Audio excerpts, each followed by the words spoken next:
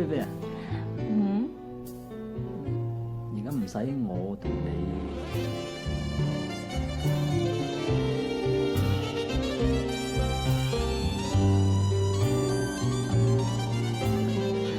哎呀，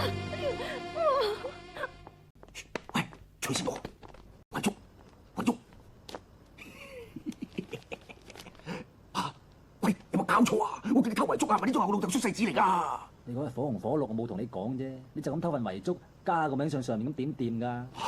咁我點啊？我大伯嗰幾十億遺產係我細妹，咁我點喎？嗱，如果我做咗你屋企嘅女婿，你阿妹嫁咗俾我，咁佢嘅錢即係我哋兩個嘅錢，你認為點？係喎，大佬啊，你點識我細妹㗎？你細妹我就唔識，但係我諗我似佢以前嘅男朋友。